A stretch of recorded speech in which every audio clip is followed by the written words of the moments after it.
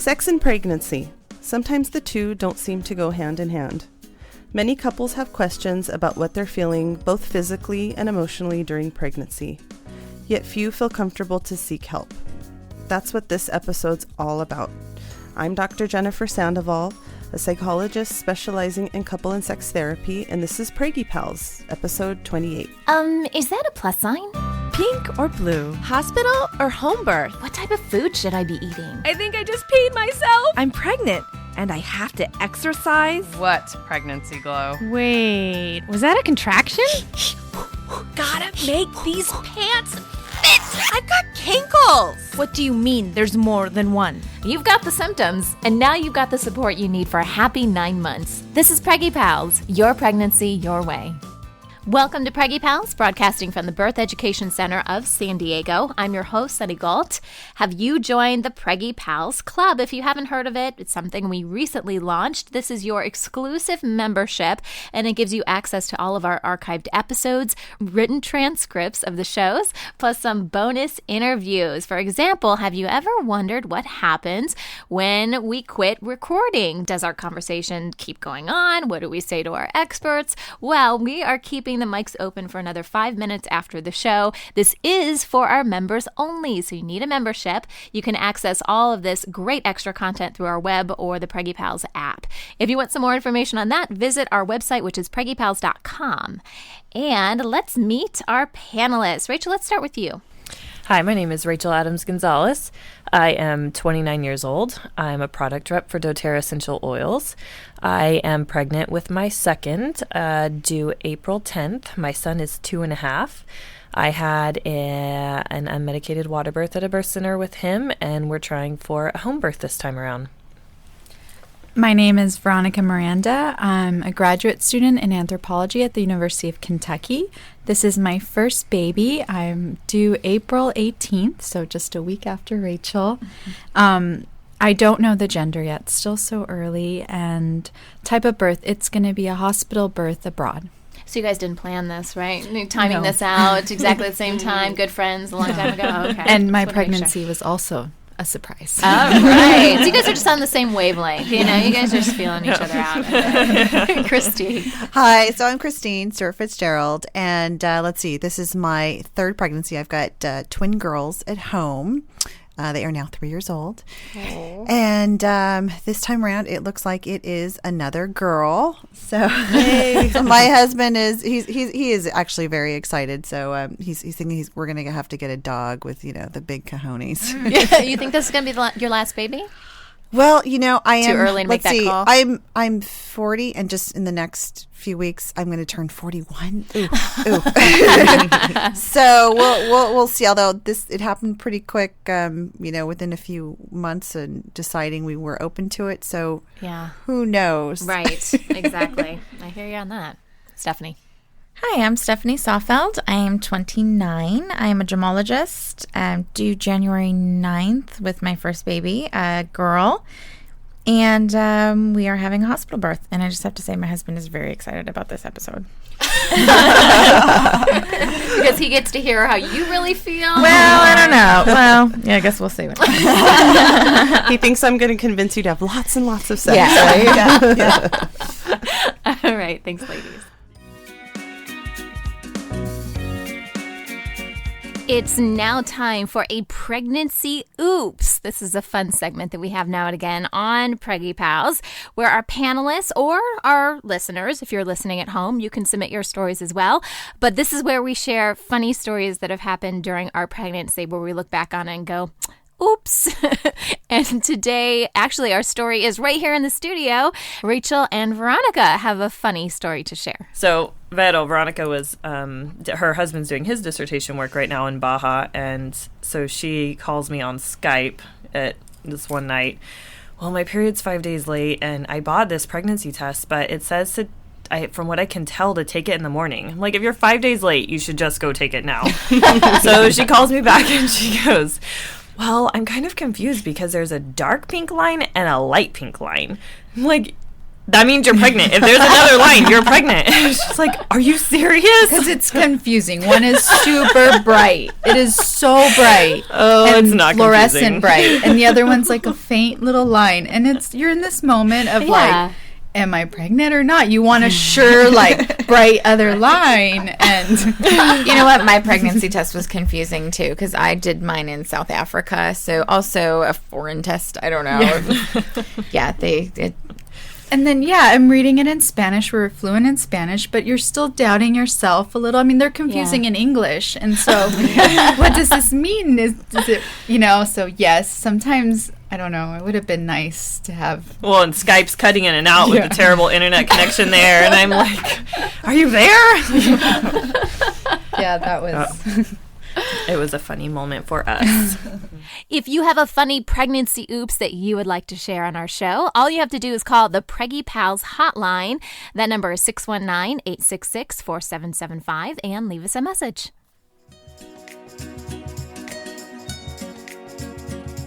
Today, we're having a no-holds-barred conversation about sex and pregnancy. So if the little ones are listening, well, you may want to grab some headphones. Dr. Jennifer Sandoval is joining us here in the studio. Thanks so much, Dr. Sandoval, for being here today. It's my pleasure. I'm really excited. And I just want to say also that I am a mother of 2 preschoolers. Okay. I have a 3.5-year-old and a soon-to-be 2-year-old, and they keep me, and plus work, and so I'm else. just crazy busy. So it's actually nice to get away on a Saturday morning, Right? and be here with Right? you guys. So let's talk about sex, baby. Sorry, I had to throw that in there. Okay, why is sex important for couples? Gosh, why is it not important? Sex is important, I think, mainly to promote intimacy and closeness and bonding. That's my specialty in my practice, is just not only helping couples with sex, but promote closeness and intimacy. And of course, sex is important for procreation, Right. and for pleasure, right? Right. Sex feels great. So I think sex is, being a sex therapist, very, very important to the health of a relationship. Why is it important for pregnant women or pregnant couples, so to speak, to have sex? I think aside from the procreation reason, all of the reasons are the same. It's a very, very important time to have that intimacy and closeness, because there can be a lot of anxiety and uncertainty and sort of fears about what's going to happen in the future. And it can really be a nice way for couples to come together and to feel close and to feel, that connection. Mm-hmm.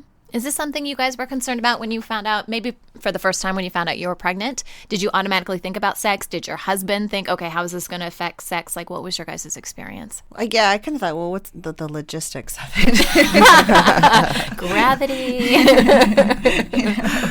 Yeah, it's kind of, I guess, more limited. And then, I thought, well, gosh, with all these, physiological changes going on, is it going to be pleasurable? Yeah. I didn't worry about it at all until I started feeling sick, and I was just feeling horrible. The beginning of the pregnancy is just so exhausted and barely able to get up and walk around, and then just feeling sick. And the last thing, sex is an important part of a relationship, at least, in ours, but it's also, I just felt so horrible. Mm-hmm. And so that was something that I just had never thought about it before. That made me think about, it's a little bit different, or it can be at moments a little bit different than everyday life. Well, I'm just worrying about, as I've mentioned to you guys earlier, but not on air, that my husband's been gone for 3 months for work, and he's coming back in a couple of weeks. So he was here, he left when I was 16 weeks pregnant, I think. And, so I wasn't showing, I was feeling better in the beginning. I had a lot of morning sickness, but now when he's coming back, the belly has been growing, and time to get creative. I have no idea what to expect, and I'm really I'm nervous about it. Yeah. And he's all like, "Yeah, I've been gone for 3 months," and I don't know. So you're more nervous than he is. It sounds like. Yeah, he's excited. I he's would looking say forward so, to the reunion. Yes. Yeah. Well, I am too, but yeah, some apprehension. Mm-hmm. It's Yeah. understandable. Yeah. Should we expect our sex lives to change when we're pregnant? I would say for the most part, yes. For those men and women who want to continue having sex and they find sex, pleasurable, for the obvious reasons, when your belly starts to grow, it becomes more challenging and you have to get more creative. But there's so many, hormonal changes and, physical changes, emotional changes. Of course, it's going to impact your sex life. Like you were mentioning in the first trimester with the HCG hormone just sort of surging through our bodies. We just, the morning sickness and the fatigue and the frequent urination, you just don't, all of a sudden, you don't feel like yourself anymore. You're not showing, but this baby's sort of taking over. So absolutely, it will impact your sex life. Well, and I think that's hard for partners sometimes to understand because they're not physically going through it. Right. So for them, it's status quo, right. In the case of Stephanie's husband, he hasn't seen her in a long time. Right. He's thinking, yay. Well, especially in the first trimester, and even in the second trimester in the beginning, you might look the same. Right. Or your breasts are getting larger. Right. Maybe you're filling out a little more and your husband's even more desirous and wants you even more. And like you said, he's not seeing it, but he's also not feeling it. Right. So there can be that, lack of, understanding in that way. Well, in our case, there's never been a lack of sex in our relationship ever. And, even while pregnant. Well, no. Until I got pregnant. Okay. And with your first or with this one? Both. Okay. Yeah. So I don't know if physiology has something to do with it. I have a retroverted uterus, and I don't know if you have experience in this field, but sex is so uncomfortable. From the beginning. But my husband doesn't get that, and he is like, whatever, who cares if there's a baby in there? So, and we would normally probably have sex almost every day. So it's very a huge change for us. And I have this guilt of like, I don't want him to be without sex, but it's so uncomfortable for me that, I don't want to end up going like a year without sex after you have the 6 weeks after giving birth and all that. But it's, it's an awkward situation, I guess, that, I don't know. I'm not familiar with that disorder, but I'm wondering, okay, so there's intercourse and then there's other things. So let's start with intercourse. Have you been able to switch it up, try different positions, or is it pretty much all It's actually positions? been better this time than it was last pregnancy. I carry my babies very low, and I don't know if that's because of the position of my uterus, but with my son, I could literally from 28 weeks insert my finger and feel like, head. Like he was that low. My pregnant belly was like my belly button down. So, yeah. So I think there's just not a lot of room for a penis and a baby. So much stuff in there. Yeah. So, I can literally feel when we have sex, my uterus like moving. And it is uncomfortable. It's not sexy at all. I'm like, I don't really want to feel organs moving when I'm having sex. Yeah. So, what about trying other things? Yeah, that's just what we're going to have to resort to. But, I'm just out of the first trimester. In the first trimester, the last thing you want is, a lot of oral things going on when you're trying not to puke anyway. So, yeah. So, but it's good that you have, the idea that, okay, we can get creative if we can't have intercourse per se. There's other things we can do. And I think we're going to talk about that more as the show progresses. Yeah, we will. I want to talk about, we hear about the second trimester sex and how that's supposed to be fantastic. And I wanted to kind of break down, or at least get your opinion, trimester by trimester. Okay. What's changing? And is there any truth to, the second trimester just being fantastic, other than the fact that it's kind of our honeymoon period because you're not too big and the morning sickness is gone? Right. Well, I think the first thing to understand is the idea of individual differences. So regardless of trimester, you've got to look at the couple. How is the woman feeling? You have women that have great sex and they feel great all throughout their pregnancy. That wasn't me, but there was a movie recently, I think, like What to Expect When You're Expecting. Yeah. And there's this scene where, it's this beautiful model looking woman and they're like, wow, she's a magical pregnancy unicorn. And, I think honestly, most women aren't like that. But you just have to understand that some women are going to hate it regardless of the trimester, and some women are really going to enjoy it. And I think for men too, some men are having anxiety, they're apprehensive about all that's coming up in the future, and so they may be turned off too. But let's go back to the first trimester. We already talked about like the hormone HCG surging through our bodies and how that can impact you, with the morning sickness and just, feeling fatigue and back pain, the frequent urination. It's, again, like you said, it doesn't feel so sexy.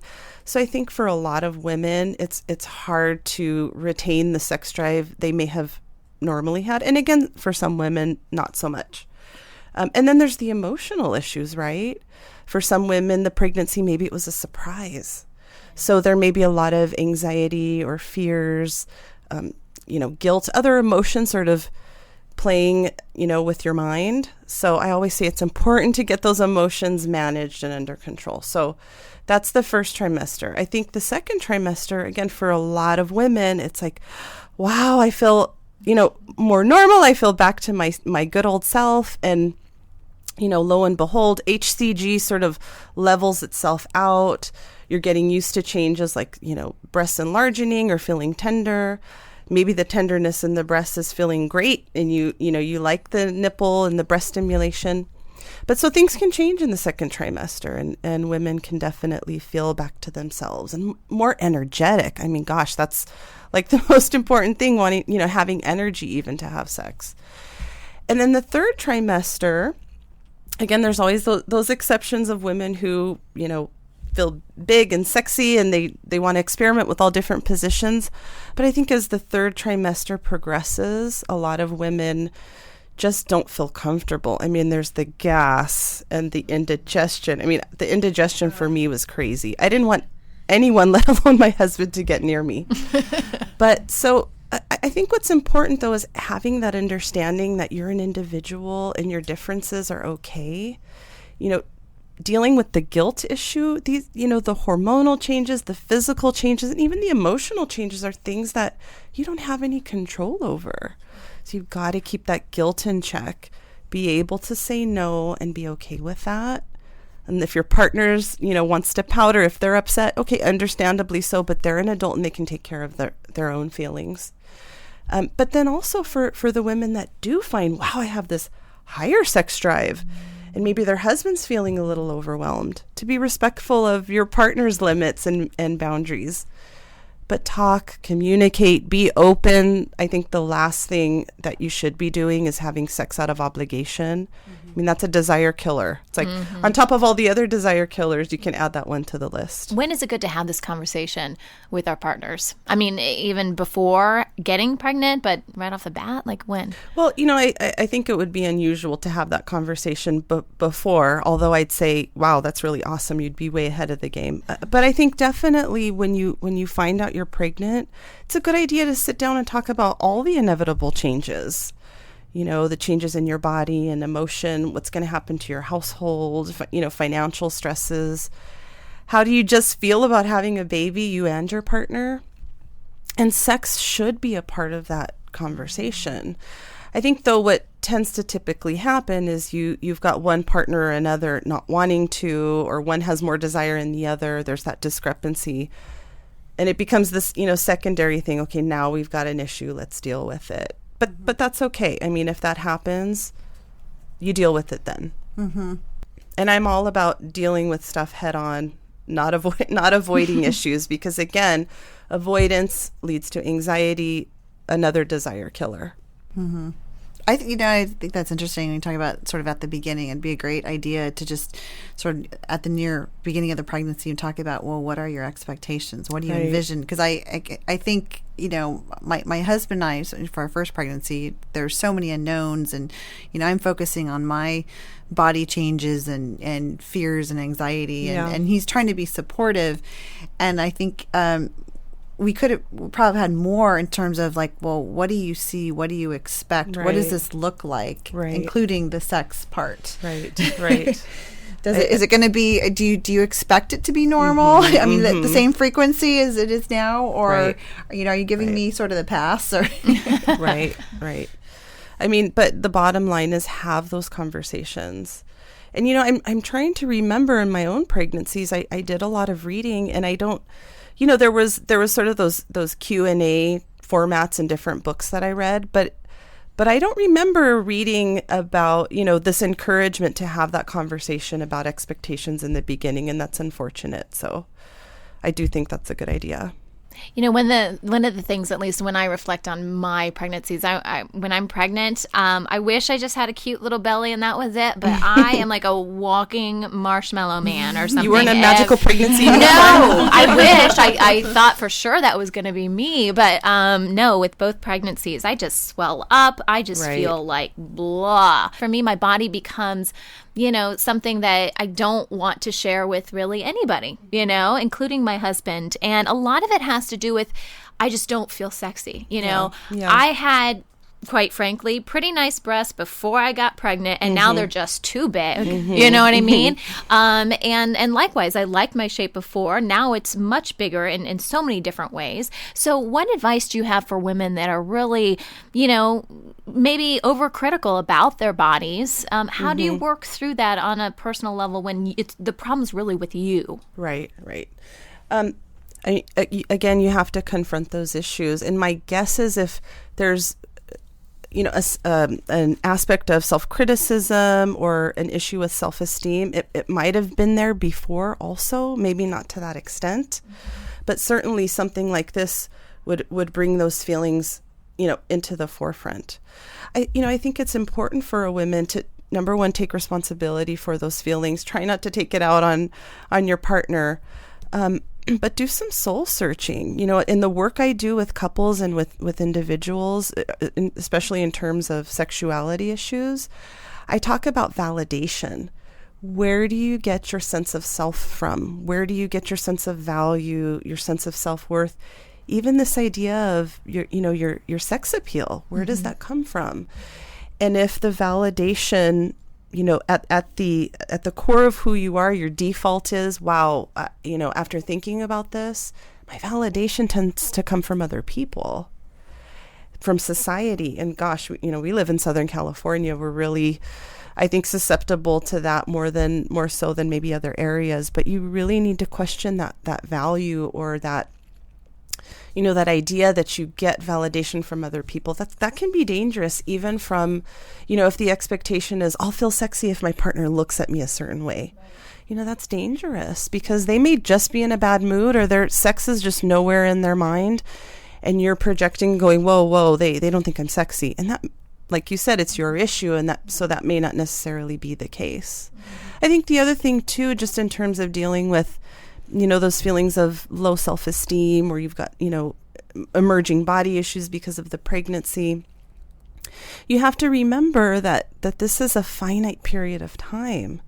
When we get so emotional and our emotions start to run the show, and we don't have a balance of like intellect and rational thinking and our emotions sort of working together, and then we make decisions and we act from that place. Unfortunately, what ends up happening is we get really reactive, and that's when a lot of conflict comes into play. But again, I really feel like you've got to, challenge that idea. Okay, where does my value come from? And I think for a lot of people who are spiritual people, they've got the God or their higher power, and they feel like, okay, I have a different place where I can sort of seek validation, and I don't have to put my sense of self in someone else's hands. Yeah. Yeah, I mean, I think that's a really great idea to have. I just know in our society that we are constantly bombarded with images and people, not just how skinny you should be, but now celebrities. It's like they're having babies, and the next day, they got their personal trainers, and, 3 weeks, they're back in their pre-pregnancy clothes. And so I find myself really struggling with this, because I view myself as a pretty confident person. It's not that, I'm always seeking validation from other people. But if I don't get it occasionally, then that is worrisome to me. Well, remember this idea of validation. Of course, it feels good to get validation from other people, and we should want to have that. But my point was, if the default is I need that, or else I don't feel good about myself, or else I don't feel sexy, I think that's more of a problem. And it's, what you're saying, I think, is really normal and really common. So what I would say is let the feelings come and say, wow, it's okay. The feelings are just feelings. They're transient. They'll change. Let me get to a quiet place if that's what I need to do. Let the feelings subside a bit, calm myself down. Then I can ask myself the same question. Now that I'm in a more solid, stable place, do I still feel like I'm not sexy? And sometimes therapy is a good idea to go, and even if it's for a short period of time during the pregnancy or maybe after the pregnancy, because our bodies are still changing after pregnancy, or they're recouping. I think therapy is always a good idea. Yeah. Now, I have a question for you. Sure. In my case, I think it's not so much about my own body issue, because I know this is finite. I mean, I've got maybe another week. Right. And then, yes, the postpartum. But, I have to say, I think my husband is actually having quite a bit of a challenge with the evolving body. And, he's got these images in his head of what I look like pre-pregnancy, right. And he thinks, very, very sexy. And so he's kind of holding on to these images, but I can tell it's really hard for him to sort of deal and just put together. It's like, well, this is what I am today, and I know he thinks I'm sexy, but it's just not working for him right now. Right.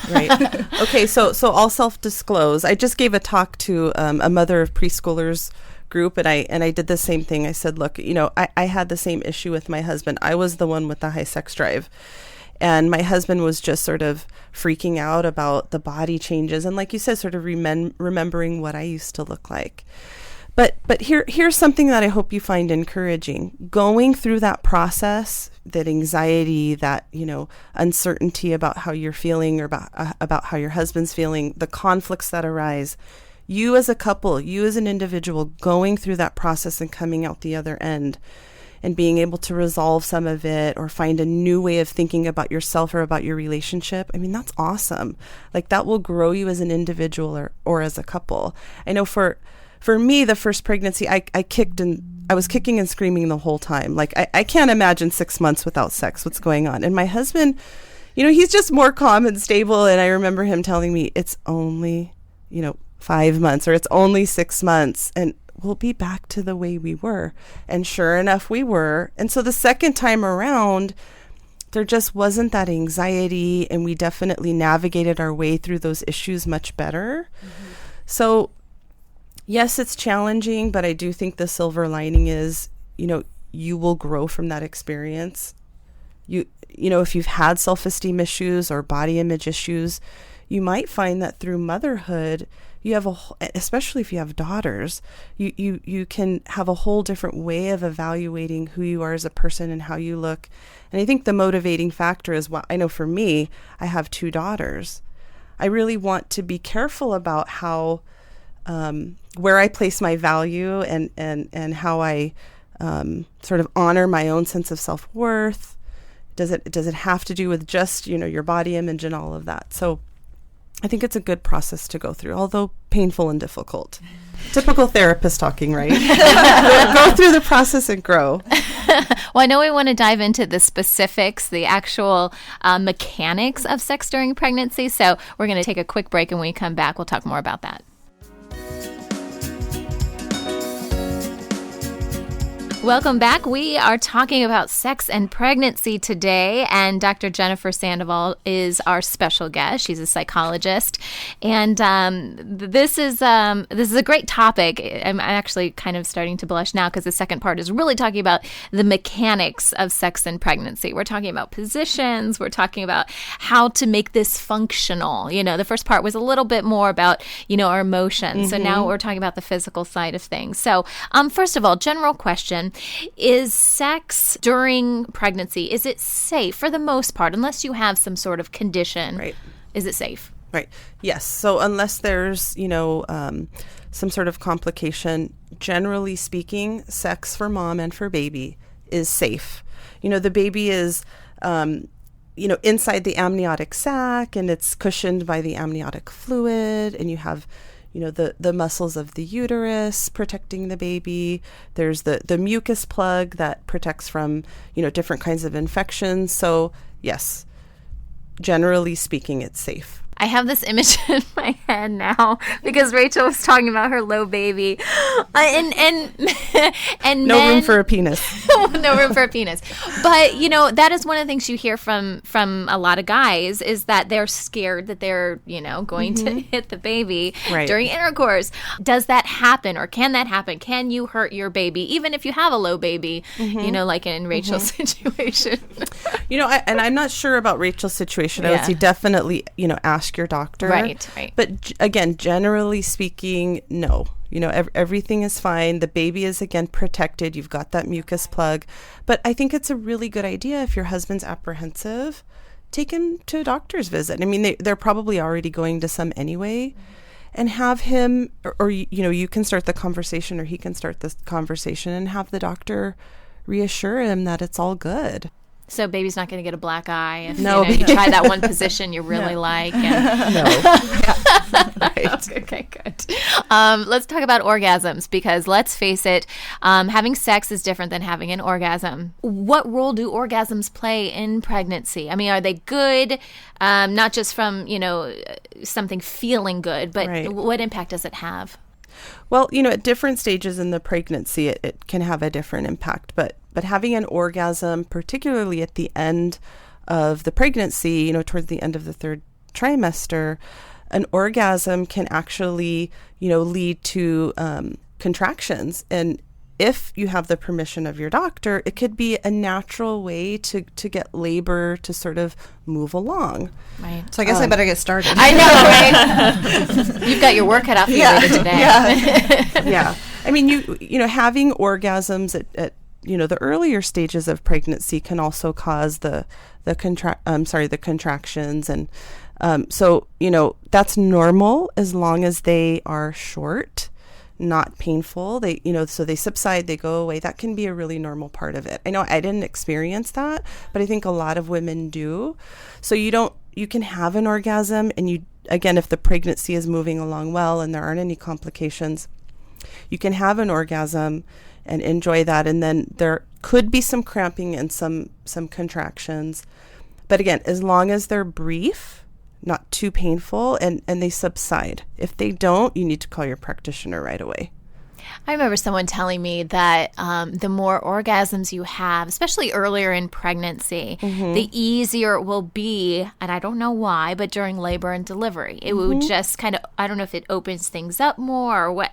I don't know if there's any truth to that, or that was just... Well, I don't, in the literature that I've read, I didn't see anything about that. But one thing I did forget to mention in terms of orgasms is, when your partner orgasms, they're ejaculating semen, and the semen contains a hormone. It can start to efface and dilate the cervix, which again, at the end of the pregnancy, can be a really good thing, especially if you've gone over term. But you need to ask your doctor if you want to use those natural methods to get the ball rolling, so to speak. But if you have sex earlier in your pregnancy, and just because there's ejaculation doesn't mean that, it's gonna hurt you, like open things up and do the same stuff it would do later in pregnancy. Right. I just want to make that disclaimer so women are going, oh no, I want to have sex now and I can't. Exactly. Okay. That's right. Okay. I would almost think that orgasms would be helpful too. I mean, if you're practicing Kegel exercises throughout the pregnancy, which is, you're learning to control it, and then the orgasm is the release, the relaxation. So that's kind of maybe a good practice for I would agree with vaginal that. tonality. Yeah. I mean, and there's also the bringing the couple closer together, just feeling that release and feeling that pleasure and feeling that closeness. And I think that's always a good thing. Let's talk about sexual positions. This is always a favorite, right? Yeah. Everyone, get your little visual thinking caps on here. You can position all these or picture all these as we're talking about them. So what seems to be the most comfortable ones? And obviously this will change. Ladies, feel free to share, if you feel comfortable. But, let's start maybe earlier in the pregnancy. You may not have as many issues because your belly isn't big. But let's talk about the positions a bit. Yeah, position's fun. Yeah, definitely the first trimester, I mean, you're pretty much able to do most everything. And I think it's after 20 weeks where you can't lie flat on your back anymore. So I know what I was reading is you should, and I tried this too, you need to kind of prop yourself up a bit if you really want to keep doing missionary position. But women, you know, we can get on top. Yeah. And that can be a really pleasurable way of having sex, but gives you more of a sense of control at that time. I think particularly later on when the belly gets big and, you know, you're feeling really uncomfortable. You don't want to engage in a position that's going to cause pressure on your belly, or if you're lying flat on your back. But there's also, you know, getting on your hands and knees and rear entry sex. You know, we all know it as doggy style, right? And I think one of my personal favorites is the spooning. Mm-hmm. Right. So that, you know, if you have a pillow, you know, under your belly that's supporting, you know, the weight of your belly, I think that can be a really nice way of having sex, a comfortable way. But I mean, for me, I know also nice because you're sort of cuddling too. Yeah. It's more intimate. Mm-hmm. Yeah. Now, I can say in the past, I've made use of chairs. And great. being on top, because it kind of helped me to sort of hold on to something. Right. You know? So you didn't fall over. Right. And then, like you said, kind of control the weight and pelvic tilt as well. Right. So, yeah. Great idea.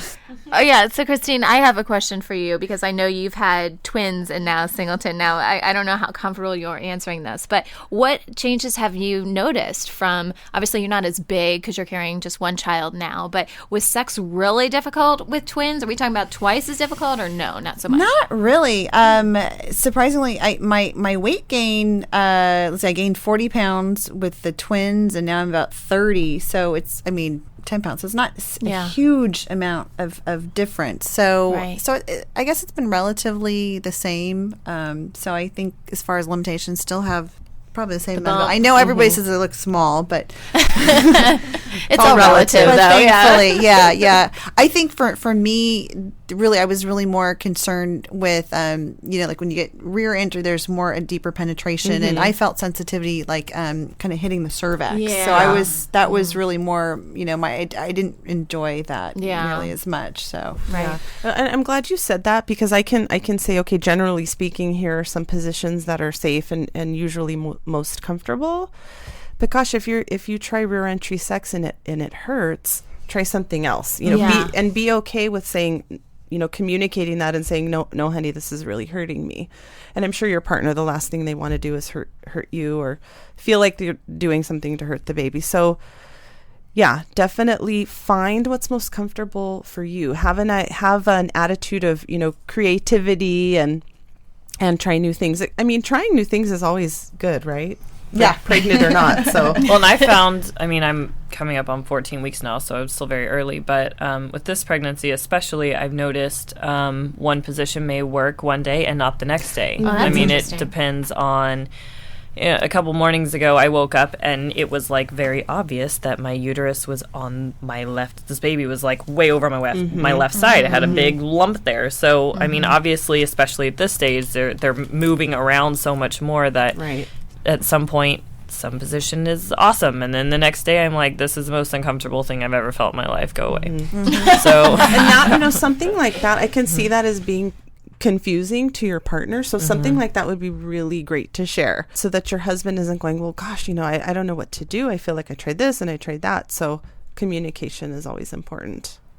And I do want to talk briefly about the other options, and we mentioned this at the beginning of the show, but if intercourse is not an option for whatever reason, what are some of the other things that we can do? And obviously this is going to vary on a couple by couple basis, but what are some things you recommend even to the couples that come to see you? Well, there's always oral sex, right?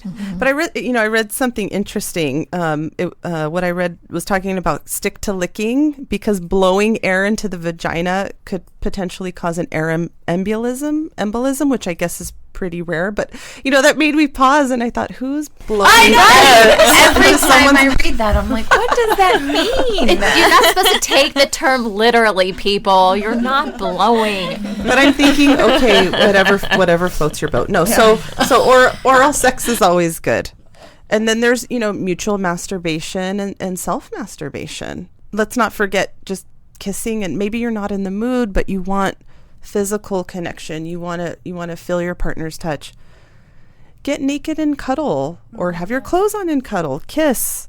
I was with that group of moms yesterday again, and we were talking about kissing passionately outside of the bedroom as a way to increase intimacy, and everyone looked at me like I was totally crazy. Like in the kitchen, or something like that, right after you're done eating dinner. But so so even if the oral sex or stimulating one another or yourself, if that's not working for you, or if you're just not in the mood for that, there's lots of other things to do. Caressing, massage. Yeah. Kissing, cuddling, all of those things. All right. I think that's it. Thank you so much, Dr. Sandoval, for being here today. Welcome. It's my pleasure. And for all of our panelists, I really appreciate your honesty, and I'm sure all of our listeners will too. So thank you so much for being so open and sharing your experiences. Now, normally this is a time where I would encourage everyone to continue the conversation on our Facebook page, but I have a feeling nobody's going to do that.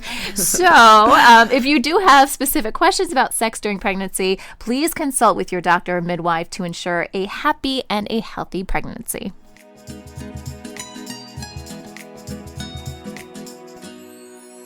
Before we wrap today's show, here's some maternity fashion trends from Crystal Stubendek of Borrow for Your Bump. Hello, Preggy Pals. I am Crystal Stubendek, maternity fashion expert and founder of Borrow for Your Bump, where you can buy and rent designer maternity styles for a monthly rate. Today, we will help you find the perfect pair of jeans for your expecting months. As your bump grows, finding a style that works for your body type can be challenging, let alone finding a pair that is flattering and comfortable as your body changes. Jeans are a must-have for your maternity wardrobe, and so hopefully we can pair you with one that fits just right. The straight leg jean is one style that everyone can wear. This look is similar to the skinny jean, but is much more forgiving, especially those with curvy hips, full thighs, or thick calves. The straight leg jean should fit slim through the hips and thighs, but not too baggy. Otherwise, it can make you look bigger than you are. And what to wear with them? A fitted top and fun flats. Try the dark wash skinny jeans by Seraphine, which also is available in long sizes. And what about the ever-popular skinny jeans? Who can wear them? Mostly those with proportional figures. Those with a tummy or fuller hips can offset curves with skinny styles that have slightly roomier leg openings. Skinny styles should fit comfortable like second skin. Soft, stretchy denim shouldn't dig and bunch into the skin, especially as your body is changing. Be aware of a fit that is too constricting. Balance the tight-fitting jeans with a loose tunic top that is so cute with a growing bump. The best part is any shoe style goes with the skinny jean.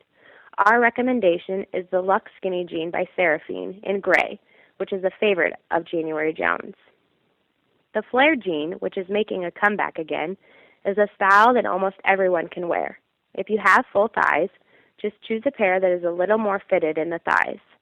A full jean should fit snug around the hips and waist, but loose and flowing from the knee down. The pant should skim the floor and completely cover your footwear, at least to the top of the shoe. Pair this style with a fun-fitted tee and a blazer to show off the bump, or a loose peasant top to take the attention away from the center of the body. Balance the wide leg with a heel wider than the flare, like a wedge, which is more comfortable and will provide extra balance. Lastly, the boot cut fit can be worn by anyone.